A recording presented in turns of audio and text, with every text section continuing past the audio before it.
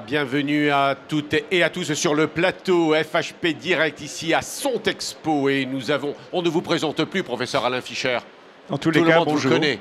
Je me rends compte que tout le monde vous connaît ici. On vient même faire des photos avec vous. Je ne suis pas sûr que ce soit le problème principal. Mais cela prouve en réalité qu'il y a évidemment une attente absolument incroyable de ce que vous pouvez dire, de ce que les uns et les autres vont dire et faire. On attend d'ailleurs demain une déclaration du président de la République sur le Covid. Nous allons donc effectivement parler de vaccins, puisque vous vous occupez de la vaccination de tous les Français et les Françaises. Mais la situation telle que nous la voyons à ce jour, 8 novembre, pardon.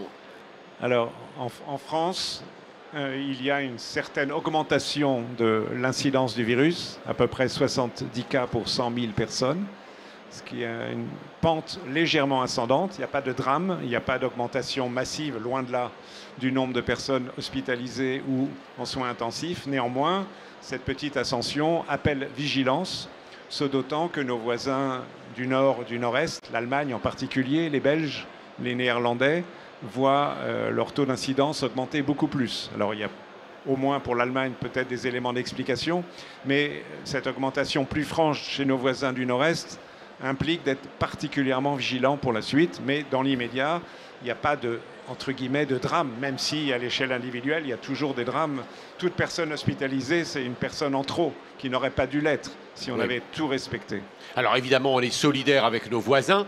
Pour autant, on se rend compte quand même que l'Allemagne était moins touchée que nous l'étions. Et puis maintenant, c'est peut-être plus elle que nous. Les Anglais, on en parle un tout petit peu moins. Les Espagnols, plus vraiment non plus. Enfin, expliquez-nous un peu tous ces processus qui sont très étranges pour les non-spécialistes. Je ne suis pas sûr qu'on soit en situation de tout expliquer, mais c'est sûr qu'il y a des différences importantes. L'infection reste très bien contrôlée dans l'Europe du Sud, Portugal, Espagne, Italie, qui sont des pays qui ont très bien vacciné et qui ont mis en place des passes sanitaires ou des systèmes équivalents. La France est un tout petit peu moins bien, mais néanmoins reste très proche de ces pays. Et puis quand on monte vers le nord, j'ai évoqué la situation de l'Allemagne. L'Allemagne a un taux de vaccination qui est inférieur au nôtre, 7% de moins, ça compte, ça fait beaucoup, ça fait 5-6 millions d'Allemands qui ne sont pas vaccinés en comparaison avec la France. Et puis ils n'ont pas de passe sanitaire, donc, qui est une mesure d'incitation que l'on sait efficace pour la vaccination. Belgique, Pays-Bas, c'est un peu plus compliqué parce que leur taux de vaccination est équivalent du nôtre. Néanmoins, ils ont plus de cas que nous. Et les Britanniques ont relâché les mesures de sécurité, enfin de barrières physiques depuis déjà plusieurs semaines, ce qui explique qu'ils se maintiennent en plateau à un niveau assez élevé. Aussi le Danemark. Et le Danemark vient de décider de réintroduire les mesures de barrières et aussi quelque chose d'équivalent du pass sanitaire. Et il y a un facteur probablement qui joue, c'est celui du climat. C'est-à-dire qu'avec une température plus fraîche et une plus grande humidité, le virus se propage plus, soit directement, soit aussi indirectement, parce que les personnes sont plus à l'intérieur qu'à l'extérieur, et en intérieur, parfois, sans respecter les mesures barrières. De manière intuitive, on pouvait s'en douter, mais en fait, c'est une... Oui, absolument. C'est pourquoi il n'y a pas de drame, disons, face aux chiffres que l'on a indiqués tout à l'heure, parce qu'il y a des éléments de ce type qui peuvent l'expliquer, mais ça n'empêche pas de continuer à avoir une action forte pour prévenir la survenue d'autres cas. Alors, j'allais vous dire que, évidemment, on est solidaire de nos amis et voisins européens en particulier. Pour autant, en général, on se dit que si c'est chez eux, ça va être dans quelques jours, quelques semaines, chez nous aussi. Peut-être, pas forcément. Pas forcément, en raison des mesures différentes prises dans chaque pays. J'évoquais deux différences importantes, par exemple, entre l'Allemagne et la France. Un taux de couverture vaccinale plus faible chez eux et l'absence de passe sanitaire. Donc, il n'est pas exclu que grâce à ces deux mesures, à condition qu'en plus les mesures de barrière soient respectées en France, et peut-être que, pas peut-être, et certainement que le rappel de vaccination, je pense qu'on va en parler, soit bien effectué, on peut tenir bon sans que l'on retrouve en France les mêmes chiffres qu'en Allemagne. On va y venir un peu étape par étape dans notre conversation de ce jour. Mais vaccination forte en France, c'est un peu votre succès ? Je pense que c'est le succès de tout le système de santé français. Il y a eu un engagement massif et il faut leur rendre hommage des professionnels de santé, les médecins, les pharmaciens, les infirmiers, d'autres professionnels de santé qui se sont dévoués pour expliquer à leurs patients pourquoi il fallait se vacciner, qui ont vacciné. Et moi, j'ai eu l'occasion de rencontrer des gens qui, de façon bénévole, notamment des retraités, ont créé les centres de vaccination et tout, depuis le début de l'année, vaccinent sur leurs heures libres. Et je veux dire que c'est très important. Et s'il n'y avait pas eu tout cet engagement de toutes les professions de la santé, nous n'aurions pas ce résultat. Et puis, c'est aussi une réussite, je pense, des professionnels de la santé publique qui travaillent, analysent ces questions tout au long de l'année. Oui, alors c'est intéressant de l'entendre ici, parce que un salon comme celui-ci, ce congrès Sontexpo, c'est le congrès d'hommes et de femmes de la santé. Mais pour autant, c'est quand même de la stratégie. Et puis, il ne faut pas se rater dans cette histoire-là, visiblement. C'est-à-dire comment on organise les choses, comment on organise des campagnes. Moi, je vous ai beaucoup suivi. Comment on organise les campagnes de vaccination, comme ça, on peut le décider, mais il y a toute une chaîne industrielle, de scientifiques. Oui, alors je pense qu'il a été assez intéressant en France, et je voudrais essayer de l'analyser une fois la crise passée, c'est la relation étroite et je crois de qualité entre l'analyse, ce qu'on appelle l'expertise scientifique, et les décideurs politiques qui ont vraiment travaillé ensemble. Il me semble, jusqu'à présent, en tous les cas, dans de bonnes conditions. C'est vrai pour la vaccination, mais c'est vrai d'une façon plus large dans la prise en charge de cette pandémie. Je pense que c'est un précédent assez intéressant qui pourrait d'ailleurs s'appliquer à d'autres secteurs, y compris hors de la santé. Et il y a là un point, à mon avis, un peu nouveau par rapport à la prise en charge de crises dans le passé, y compris de crises sanitaires. Il y en a des monsieur vaccins dans les autres pays? Parce qu'il y a des monsieur...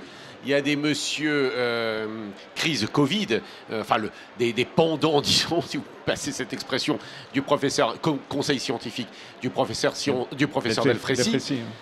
Mais des monsieur ou madame vaccin, oui. Comme vous savez, j'aime pas trop le terme de monsieur vaccin. Je suis une personne parmi d'autres qui conseille les décideurs politiques sur cette affaire.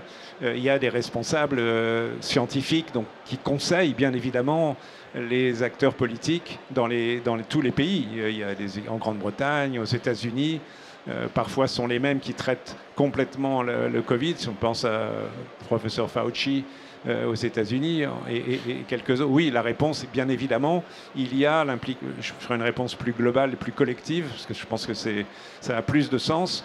Il y a, dans les pays qui le peuvent, en tous les cas, une implication forte des scientifiques auprès des pouvoirs publics pour les conseiller et les guider dans une direction qui n'est pas toujours facile à prendre et qui aussi interviennent dans les médias pour expliquer le bien fondé des décisions.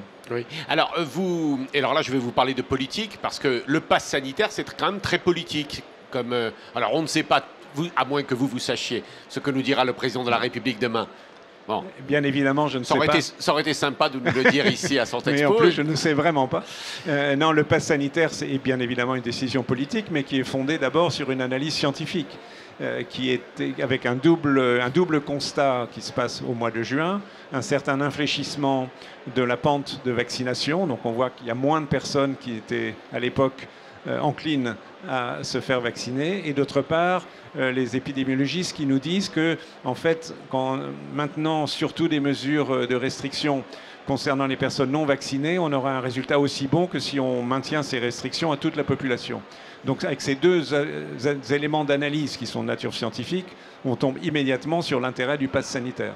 Et de facto, ce pass sanitaire, dès son annonce, a permis que plusieurs millions de Français qui étaient, on va dire, hésitants ou attendaient pour se vacciner, ont compris que c'était leur intérêt de se vacciner. Et donc, c'était évidemment une avancée très importante. Il me semble, sur le plan politique, par ailleurs, que la contrainte sur la liberté de chacun est plus qu'acceptable. Il y a des contraintes bien plus importantes qui sont en jeu dans notre vie quotidienne. Oui, alors c'est là où je voulais parler un petit peu de politique. Mais qu'est-ce que vous avez pensé, par exemple, de la position des parlementaires, sénateurs, qui ne voulaient pas que le gouvernement poursuive trop longtemps, poursuive l'usage du pass sanitaire? Ça vous a donné quoi comme impression? Alors, 2.1, il est absolument légitime, évidemment, que la représentation parlementaire exerce un contrôle, c'est sa fonction, et en tant que citoyen, j'approuve absolument cela. Je crois que vous avez quelques députés et sénateurs qui vous regardent, Monsieur Delfray. Heureusement que j'ai dit ça,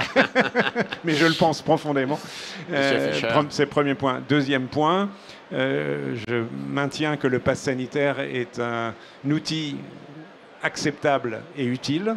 Et donc, pouvoir continuer à utiliser cet outil s'il est nécessaire. Ce n'est pas évident qu'il va falloir le maintenir jusqu'au mois de juillet 2022. J'espère bien qu'il ne sera pas le cas.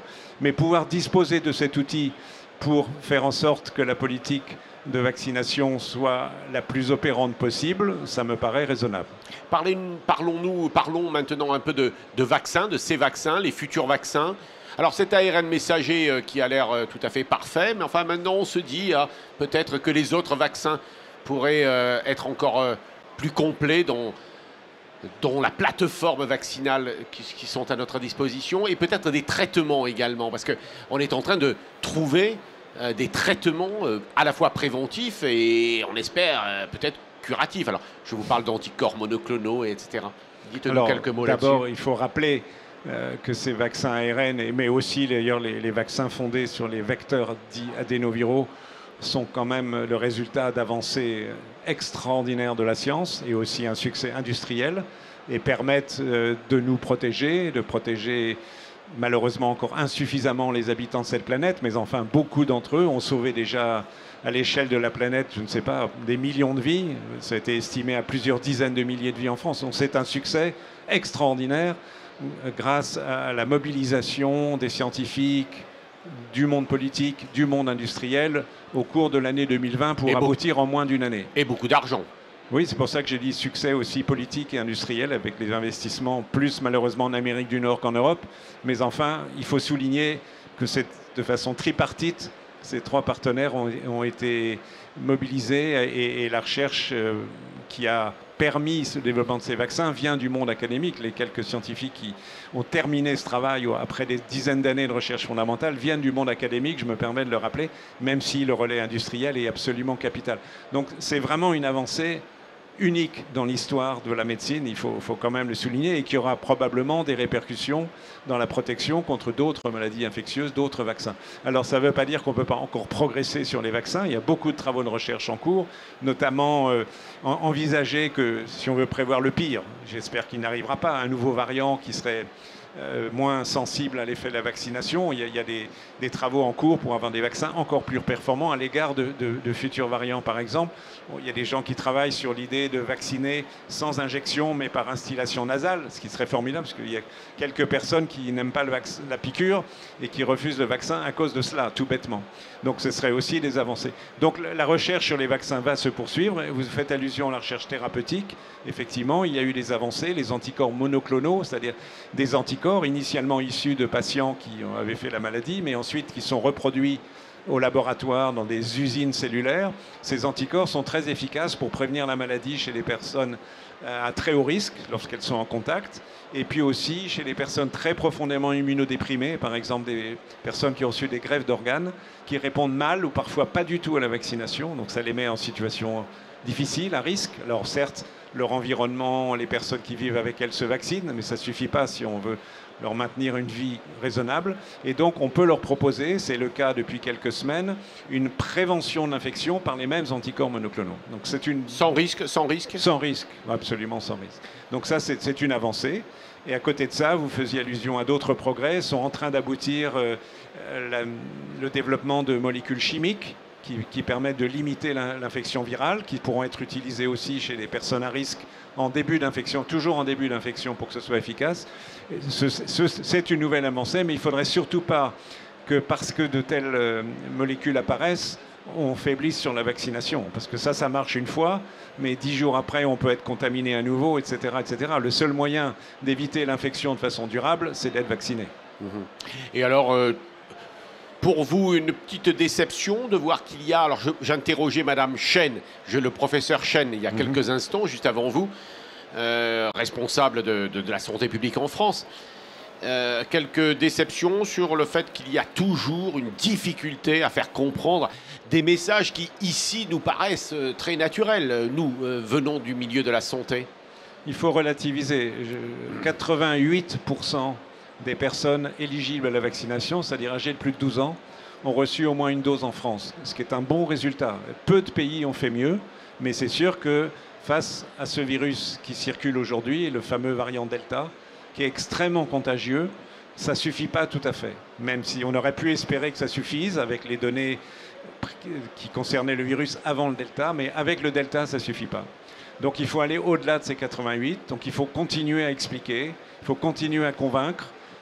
Quelques personnes fragiles, atteintes de maladies chroniques et qui n'ont pas encore été vaccinées, des personnes âgées isolées vers lesquelles il faut aller, des personnes en situation de précarité, et puis aussi des plus jeunes qui ne sentent toujours pas l'intérêt de se vacciner pour eux-mêmes, à tort, parce que de temps en temps, une personne jeune peut être gravement malade, et puis à tort, parce qu'en se vaccinant, on protège les autres, on protège les fragiles. Je parlais des immunodéprimés tout à l'heure. Et puis de la même façon, il y a le rappel. Aujourd'hui, le rappel est indiqué pour les personnes fragiles, c'est les personnes âgées de plus de 65 ans, ou les personnes qui ont des maladies chroniques, ou encore les personnes qui ont reçu un vaccin Janssen. Alors, ils ne sont pas fragiles, mais elles ont été un peu moins bien vaccinées.